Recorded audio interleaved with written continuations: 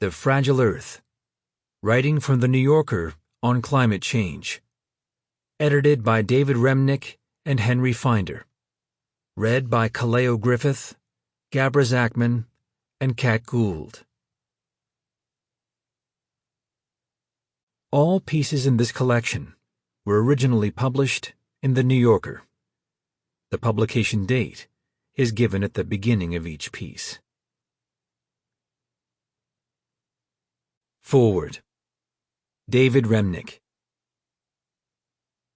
In the 1980s, a writer named Bill McKibben was regarded around the New Yorker office as something of a prodigy.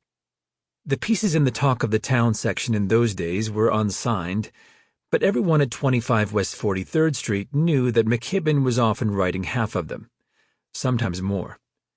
Still in his 20s, he went wherever William Shawn, the editor of the magazine, sent him. To trade shows, ball games, political rallies, the piers, and in no time at all, he returned to the office and bashed out something charming or funny or sharp. Some writers in that era did not know what to make of him. McKibben had the laconic bearing of an Episcopal novitiate, but worked with the metabolism of a hummingbird. And as addicted as he had become to turning out his metropolitan dispatches on a snug weekly deadline, he was also eager to write something longer, more deeply reasoned, more far-flung.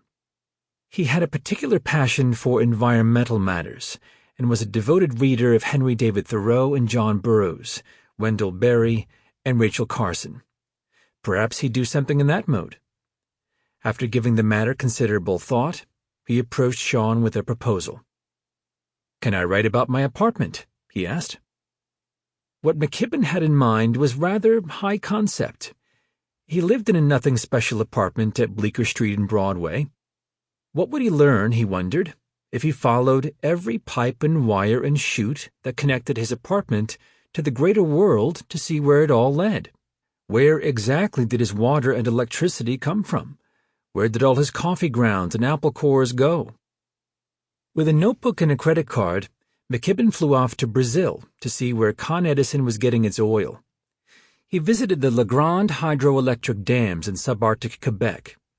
Water flowed from there into the James Bay, into the Hudson Bay, and eventually into Bill McKibben's faucet.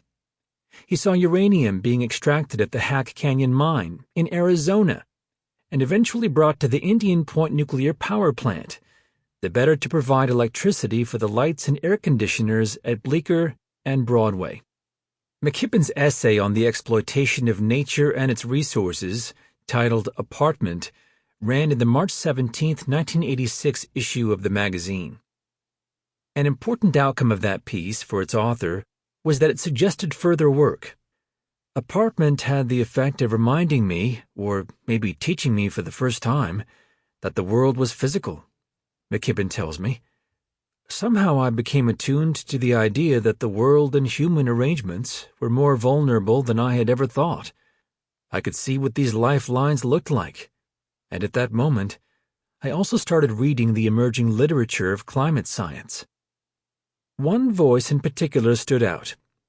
In June 1988, James Hansen, a scientist best known in his early career for the study of Venus and its atmospheric conditions, came before a Senate committee and testified that the Earth was now warmer than it had ever been in recorded history, and that the chief cause was our heedless consumption of fossil fuels.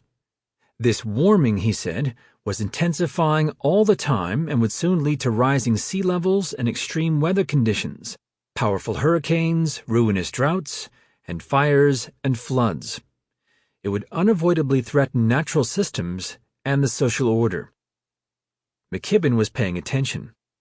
The next year, he published a long, scrupulously reported, yet meditative piece of writing on climate change and what it could mean for the planet.